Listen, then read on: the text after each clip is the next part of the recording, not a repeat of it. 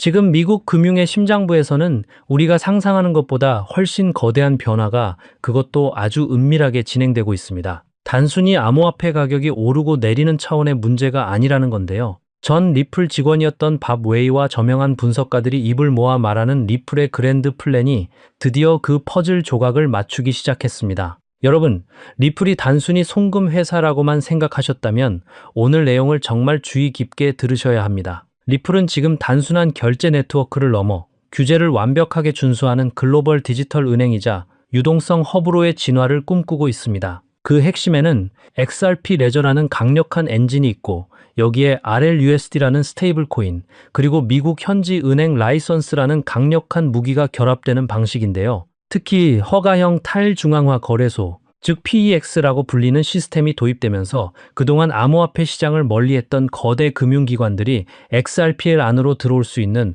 고속도로가 뚫린 셈입니다. 이 모든 조각이 하나로 연결되는 순간 리플은 전 세계 모든 자산이 흐르는 거대한 파이프라인의 주인이 될 수밖에 없다는 거죠. 여기서 우리가 주목해야 할 핵심 키워드는 바로 합성 CBDC입니다. 정부가 직접 발행하는 중앙은행 디지털 화폐인 CBDC에 대해 미국 내에서도 찬반 논쟁이 아주 뜨겁다는 건 잘 아실 겁니다. 그런데 말이죠. 정부가 직접 발행하지 않더라도 그와 똑같은 효과를 낼 수 있는 방법이 있습니다. 바로 리플이 발행하는 RLUSD와 같은 스테이블 코인이 그 역할을 대신하는 겁니다. RLUSD는 중앙은행 준비금에 의해 100% 뒷받침되는 구조를 가지고 있는데요. 리플은 핵심 뱅킹 파트너인 피나스트라를 통해 연준의 실시간 결제망인 패드나우와 연준 유동성 도구에 간접적으로 연결되어 있습니다. 이게 무슨 의미냐면요. 굳이 새로운 법을 만들고 정부가 위험을 부담하며 CBDC를 만들 필요 없이 이미 검증된 리플의 인프라와 RLUSD를 활용해 실질적인 디지털 달러 시스템을 구축할 수 있다는 겁니다.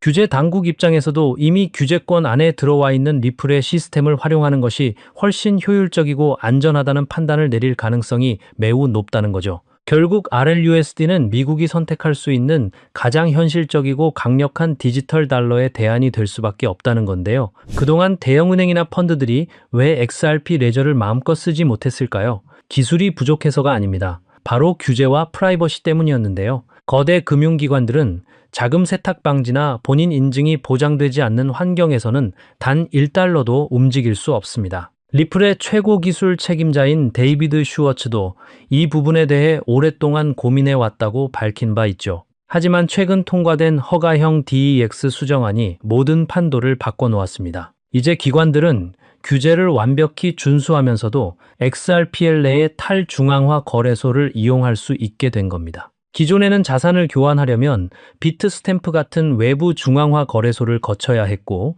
그 과정에서 수수료와 시간, 보안 리스크가 발생했는데요. 이제는 그럴 필요가 전혀 없습니다. XRPL 안에서 네이티브하게 즉시 자산을 교환하고 정산할 수 있는 인프라가 갖춰진 거죠. 이건 마치 제도권 금융이라는 거대한 댐의 수문이 열린 것과 같습니다. 수조 달러의 자금이 아무런 법적 걸림돌 없이 리플의 네트워크로 쏟아져 들어올 준비가 끝났다는 의미거든요. 자, 그렇다면 이 모든 시스템 안에서 XRP의 역할은 무엇일까요? 바로 오토 브리징이라는 기술에 답이 있습니다. XRP 레저에서 서로 다른 두 자산을 교환할 때 시스템은 자동으로 가장 효율적인 경로를 찾습니다. 이때 유동성이 부족한 자산들 사이에서 XRP가 중간 매개체, 즉 브릿지 자산으로 활용되는 건데요. 세상에 수천 개의 토큰이 존재해도 결국 모든 길은 XRP로 통하게 설계되어 있다는 겁니다. 거래량이 늘어나고 더 많은 자산이 토큰화될수록 XRP에 대한 수요는 기하급수적으로 늘어날 수밖에 없는 구조인 거죠.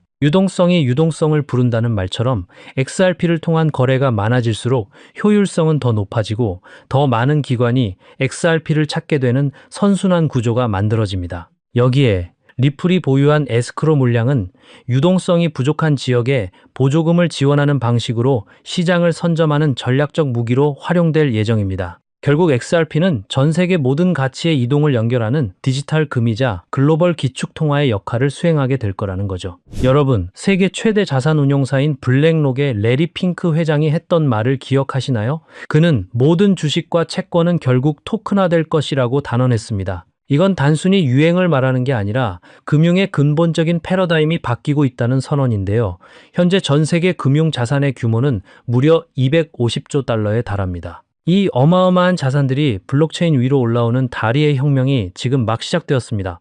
블랙록은 이미 5.5조 달러 규모의 ETF 자산을 향후 1년 안에 블록체인 위로 옮기겠다는 구체적인 계획을 가지고 있습니다. 이런 거대한 움직임 속에서 리플은 명확성 법안과 같은 법적 프레임워크 구축에 깊숙이 관여하며 기관들이 안심하고 들어올 수 있는 마당을 깔아주고 있습니다. 주식, 채권, 부동산, 심지어 탄소 배출권까지 모든 자산이 토큰화되어 XRPL에서 거래되는 세상을 상상해 보세요. 그 모든 거래의 중심에서 XRP가 브릿지 역할을 수행한다면 그 가치가 어디까지 올라갈지 감히 상상조차 하기 어렵다는 건데요. 금융은 결국 정치와 때려야 뗄 수 없는 관계입니다. 현재 미국 정치권의 움직임을 보면 리플에게 매우 유리한 방향으로 흐르고 있다는 걸 알 수 있는데요. 특히 상원에서 CBDC 반대 조항이 삭제되거나 수정되는 과정, 그리고 스테이블 코인 법안인 지니어스 액트의 등장은 시사하는 바가 큽니다. 핵심은 이겁니다. 정부는 디지털 화폐에 대한 통제권을 놓치고 싶어 하지 않지만 동시에 민간의 혁신을 막아서도 안 된다는 딜레마에 빠져 있습니다. 여기서 리플은 재무부의 규제 파이프라인에 완벽히 정렬된 솔루션을 제시하며 정치권의 신뢰를 얻고 있습니다. 트럼프 행정부든 아니든 미국은 결국 중국의 디지털 위안화에 맞서기 위해 강력한 디지털 달러 패권을 유지해야 하고 그 파트너로 리플을 선택할 가능성이 그 어느 때보다 높습니다. 백악관의 문턱을 수시로 넘나들며 정책 결정자들과 소통하는 리플의 행보는 그들이 이미 단순한 기업을 넘어 국가 금융 전략의 핵심 파트너로 대우받고 있음을 증명하고 있는 거죠. 월스트리트의 거물들이 이제는 태도를 완전히 바꿨습니다. 모건 스탠리, 골드만삭스, JP 모건 같은 은행들이 비트코인 ETF를 넘어 직접 디지털 자산 수탁, 즉 커스터디 인프라를 구축하고 있는데요. 2026년까지 거의 모든 주요 은행이 디지털 자산 서비스를 출시할 예정입니다. 비트코인이 시장의 문을 열었다면 이제는 그 안에서 실제로 작동할 인프라를 채우는 단계에 진입한 겁니다. 주목해야 할 점은 디지털 지갑의 보급 속도입니다. 현재 디지털 지갑의 수용률은 과거 인터넷이 보급되던 속도보다 무려 30%나 빠릅니다. 수억 명의 개인이 이미 디지털 지갑을 가지고 있고 이제는 기관들이 그 지갑을 통해 막대한 자금을 움직이려 하고 있습니다. 프랭클린 템플턴 같은 거대 운용사들이 이미 온체인 머니마켓 펀드를 운용하며 매일 그 효용성을 증명하고 있다는 사실도 잊어서는 안 됩니다. 이 모든 기관 자금의 유입은 결국 가장 안전하고 효율적이며 규제를 준수하는 네트워크로 쏠릴 수밖에 없는데 그 목적지가 바로 리플이라는 건 너무나 자명한 사실이라는 거죠. 과거의 암호화폐 시장은 4년마다 급등과 급락을 반복하는 주기설에 갇혀 있었습니다. 하지만 비트코인 현물 ETF의 등장과 기관 자금의 본격적인 유입으로 그 공식은 깨지고 있습니다. 비트와이즈의 분석에 따르면 이제 시장은 요동치는 롤러코스터가 아니라 10년 동안 꾸준히 우상향하는 점진적 상승의 시대에 접어들었습니다. 기관 자금은 개인 투자자들처럼 감정적으로 움직이지 않습니다. 평균적으로 8회 이상의 미팅을 거쳐 매우 신중하고 느리게, 하지만 한 번 들어오면 수조 달러 단위로 장기 체류합니다. 2026년은 강력한 규제 정비와 함께 이런 기관 자금들이 본격적으로 시장의 기초 체력을 다지는 원년이 될 것입니다. 변동성은 낮아지겠지만 그만큼 수익의 질은 높아지고 지속 가능해지는 거죠. 단기적인 시세 변화에 일희일비하기보다 10년 뒤 글로벌 금융 시스템의 주인이 누가 될 것인가를 바라보는 안목이 그 어느 때보다 절실한 시점이라는 건데요. 결국 모든 길은 리플로 통하고 있습니다. 은행 라이선스 확보, 합성 CBDC로서의 가능성, 기관을 위한 허가형 DEX, 그리고 250조 달러의 자산을 담아낼 준비가 된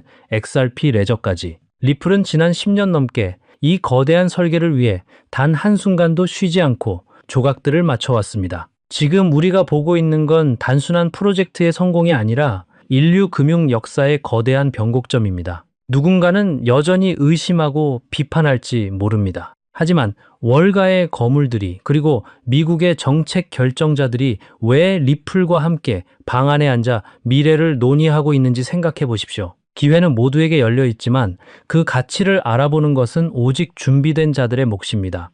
여러분은 단순히 코인에 투자하는 것이 아닙니다. 미래의 금융 시스템, 그 자체의 지분을 소유하는 기회를 잡으신 겁니다. 리플이 그리는 이 거대한 설계가 완성되었을 때 여러분이 어떤 위치에 서 있을지 지금 결정하시길 바랍니다. 오늘 준비한 소식은 여기까지입니다. 오늘 영상 유익하셨다면 구독과 좋아요 한 번씩 부탁드리고요. 저는 다음에 더 좋은 정보와 소식으로 찾아뵙겠습니다. 여러분의 성공적인 투자를 기원합니다. 감사합니다.